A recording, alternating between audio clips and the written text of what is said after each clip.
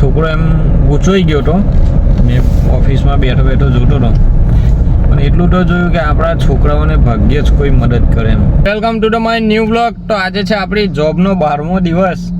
જો કે સવારના બેઠા હતા, 9 વાગે પહેલાં પહોંચી જવું પડે છે, અને ત્યાં પહોંચી ગયા છે. ને આપણો ડ્રેસ છે જો બ્લેક પેન છે ને શર્ટ છે, કંપની તરફથી આપેલો છે બરાબર. ને એક સાહેબને લઈને ABC ચોકડી છે ત્યાં આગળ આ કોઈ સાઈડ રેસિડેન્સી છે ત્યાં આવી ગયો છું. જો કેટલી મોટી બિલ્ડિંગો છે ને બાકી. ને આપણે તો ગાડીમાં શાંતિથી બેઠા છે.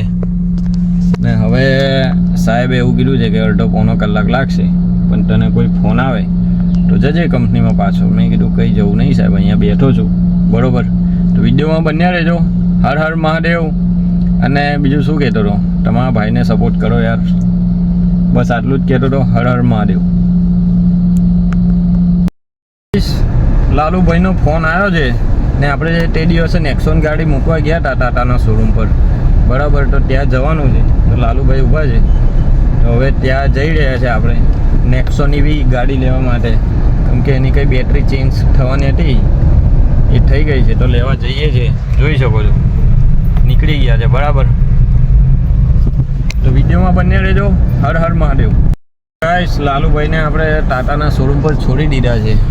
જોઈ શકો છો હાઈવે ટચ, આપણે હાઈવે પર જ છે પ્રોપર બરાબર. જોઈ શકો છો સરસ મજાનો વ્યૂ આવી ગયો છે. ને હવે આપણે ગાડી હાઈવે પર ચલાવી દઈએ, કેમ કે પેલા સાહેબને મૂકીને આવ્યો છે તો એમને પાછળ લઈને જવાના છે બરાબર. બાકી હાઈવે પર ગાડી ચલાવો એટલે ફૂલ સેફટીમાં ચલાવવાની બરાબર. સામેવાળાને બી એવું ના લાગવું જોઈએ કે આ ગમે ત્યાં ગાડી ચાલે છે, અને આપણી જોડે બેઠા હોય ને એમને પણ ના લાગવું જોઈએ કે આ ભાઈ ગમે ત્યાં ગાડી ચાલે છે બરાબર. એટલે સેફટી પહેલાં રાખવાની અને સાચવીને ચલાવવાનું. બાકી આ જન્મ એક જ વાર મળ્યો છે, જિંદગી મોજથી જીવવાની બરાબર. હર હર મહાદેવ કી જય. તો બ્લોગમાં બન્યા રહેજો. હર હર મહાદેવ. આપણે પાછા સાહેબને લેવા માટે આવી ગયા છે, અને રસ્તામાંથી એક વડાપાવ અને એક કોક લઈ લીધો છે, જેથી કરીને આપણું પેટ ભરાય બરાબર. જોકે જમવામાં વહેલું મોડું થાય તો આવું થોડું નાસ્તા પાણી કરી લઈએ છીએ બરાબર. બાકી નોકરી તો નોકરી જ છે ભાઈ. આપણું જે જીવન છે ખર્ચું જીવન તો નોકરીમાં જ જતું રહે છે બરાબર. બાકી બીજું કંઈ છે નહીં. હર હર મહાદેવ. હેલો ગાઈસ, તો આપણે ચાલ્યા પાછા ચાવડ.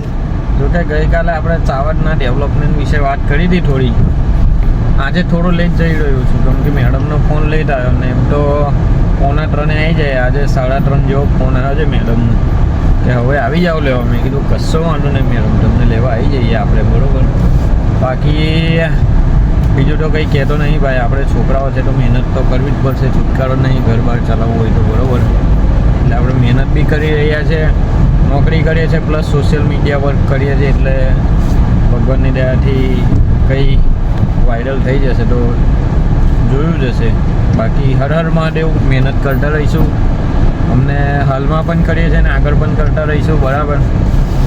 તો વિડીયોમાં બન્યા રહેજો. હજુ સાંજ સુધીમાં શું કરીએ એ બી તમને બતાવીશ. હર હર મહાદેવ.